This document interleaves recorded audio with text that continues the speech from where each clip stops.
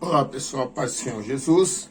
Vamos prosseguir com o nosso vídeo aula do nosso Seminário Teológico do IBBC.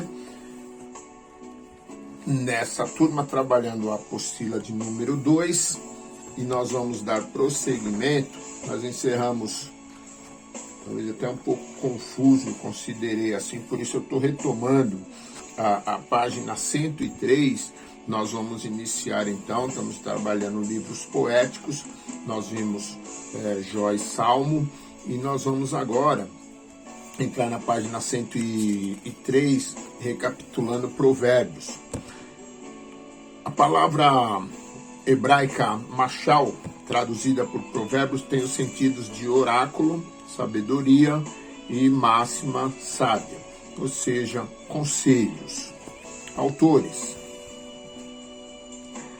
segundo 1 Reis 4:2, Salomão proferiu 3.000 provérbios e 1.005 cânticos.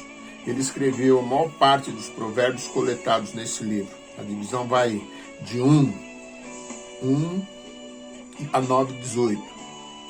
Toda essa divisão de 1 a 9:18 é atribuída a ele, bem como as divisões de 10:1 e 22:16, 25:1 e 29:27. Embora os provérbios nesta última divisão tenham sido selecionados da coleção de Salomão pelos escribas do rei Ezequias. Os capítulos 30 foi escrito por Agur, o 31 pelo rei Lemuel. Nada se sabe desses dois escritores. Data: a maioria dos provérbios teve origem no século X a.C., porém a provável data mais antiga para a conclusão desse livro seria o período do reinado de Ezequias. A participação dos homens de Ezequias na compilação dos provérbios de Salomão remonte a aproximadamente 715 a 686 a.C., durante o avivamento espiritual liderado pelo rei Ezequias, rei que teve uma vida de temência a Deus. A propósito: é uma coleção de expressões que contém lições morais, sendo o livro mais prático do Antigo Testamento, aplicando os princípios da justiça, pureza e piedade à vida diária. Em Provérbios, a sabedoria começa com Deus. Sua posição central no livro é aceita por todas e notadamente ativa em todas as suas páginas. Tema: como vimos, o tema central de Provérbios é a sabedoria para um viver justo através da submissão humilde do crente a Deus pela obediência à sua palavra. Visão panorâmica: por ser um livro prático para o nosso dia a dia, podemos estudá-los observando as seguintes divisões. Instrui sobre família, adverte quanto à insensatez do pecado e contrasta sabedoria com tolice. Tem um quadro aqui que os irmãos vejam tudo quanto ao que é a instrução, a advertência e o contraste entre um e outro. Nesse livro encontramos palavras-chave que permeiam todos os seus ensinamentos. A aplicação do conhecimento. Faça uma leitura minuciosa dos textos de Provérbios, indicado por categoria, e faça os exercícios. Estudos de alguns assuntos no livro de Provérbios. O insensato em Provérbios, temos aqui no tópico B, em Provérbios, 3 palavras hebraicas traduzidas por insensato são elas: Quesil, Evil e Nabal. E tem o significado, é bom os irmãos se aprofundarem, ok? Trata também, página 107, o segundo tópico. O primeiro é o insensato, o segundo o preguiçoso. Esse comportamento em Provérbios é tratado não apenas como algo normal na vida do homem, mas há um desvio de propósito que reflete uma degeneração do caráter. Comportamentos do preguiçoso: A, ele não começa nada. B, ele não acaba de fazer nada. C, ele não enfrenta nada. E D, ele não tem nada. E aí, no tópico E, nós lemos o primeiro tópico, que é A. E o E, ele é inquieto, com o seu desejo insatisfeito, inútil e bravo. E embravece quem o contrata. Meu Deus. Bem, terceiras palavras. Em nenhum outro livro, página 108, as palavras, em nenhum outro livro da Bíblia se dá tanta ênfase às palavras como em Provérbios. Das 7 abominações listadas em 6, do 16 ao 19, 3 são exemplos do emprego errado das palavras. O que se ensina a respeito das palavras pode agrupar-se sobre 3 títulos. 1. O poder da palavra. 2. A fraqueza da palavra. E 3. O melhor das palavras. 4. A família. O esposo e a esposa.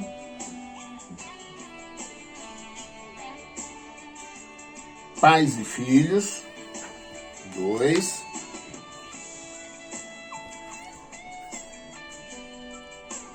Atenção! Sua mão foi feita para abençoar, acariciar e mostrar a direção aos seus filhos, e não para espancá-los. Deus fez um lugar específico para receber as disciplinas físicas. Não bata em qualquer lugar, isso é pecado e crime. Pense sobre a razão pela qual você está disciplinando seu filho. Talvez ele tenha errado por falta de instrução, ou por algo que você acha que é errado, mas não é. Ou ainda por um problema seu, trabalho, trânsito, financeiro, emocional, espiritual. Seu filho não é o seu saco de pancadas. Bem, nós terminamos aqui Provérbios e entramos na página 112 em Eclesiastes. Temos, então, na página 112, título. O título desse livro em hebraico é Coelet, derivado de Kahal, ou seja, reunir-se. Literalmente significa aquele que reúne uma assembleia e lhe dirige a palavra. A palavra correspondente no grego na Septuaginta é Eclesiastes, e dela deriva o título em português. Este termo ocorre 7 vezes no livro e é geralmente traduzido por pregador ou mestre. Autor e data. Crê-se geralmente que o autor é Salomão, embora seu nome não apareça no livro, há muitas passagens históricas que sugerem e apontam para tal. Tema. Segundo a tradição judaica, Salomão escreveu Cantares quando jovem, Provérbios quando estava na meia-idade e Eclesiastes no final de sua vida. Seu propósito principal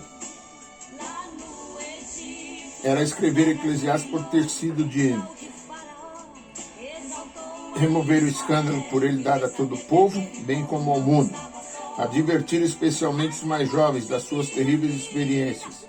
Revelar que bens materiais e conquistas pessoais não podem dar significado, alegria e paz à vida.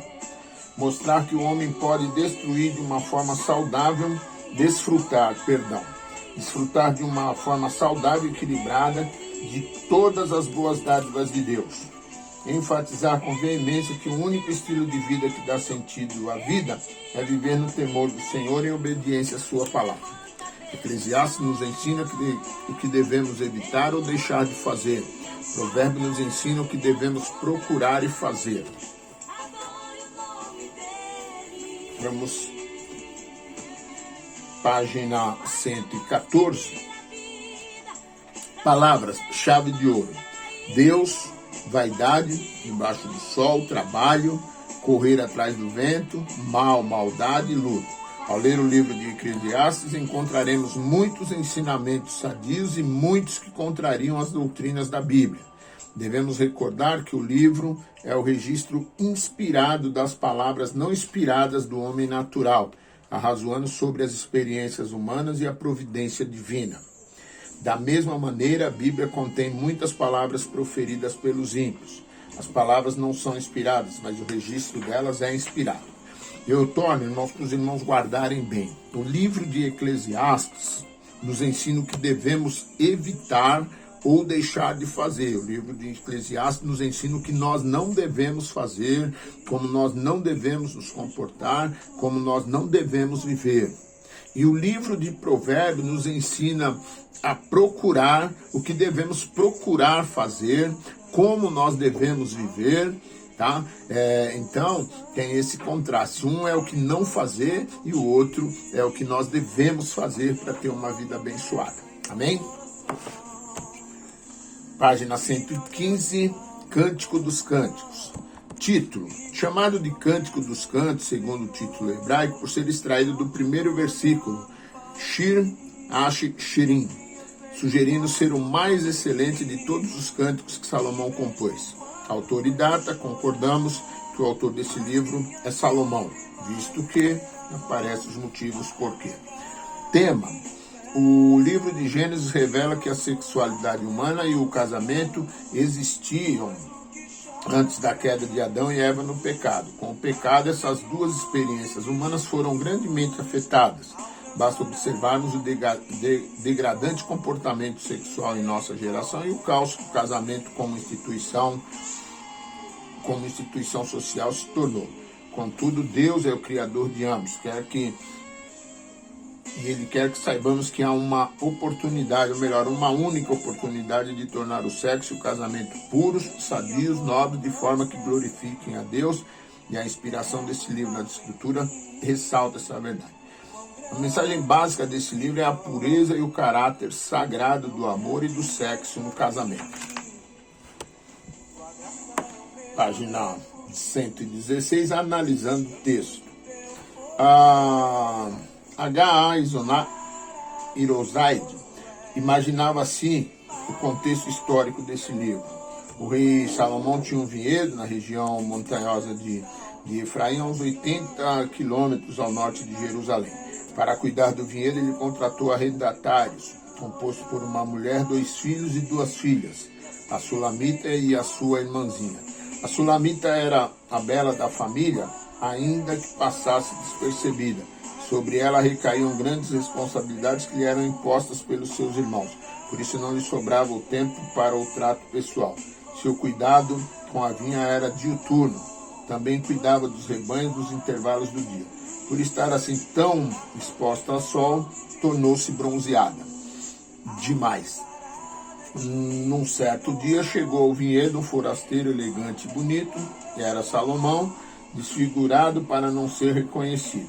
Então o contexto do livro trata dessa história, dessa paixão, desse amor de Salomão e dessa mulher, a Sulamita. Aplicando o livro, devemos reconsiderar o conceito que temos do sexo e casamento, recolocando no seu conceito original. São dons do Criador, as suas criaturas, e como tal, tão bons e perfeitos no seu lugar e no seu propósito. Devemos reconsiderar o dualismo mentiroso que ensina que o físico e o material são inferiores ao espiritual, que o celibato é mais virtuoso que o matrimônio.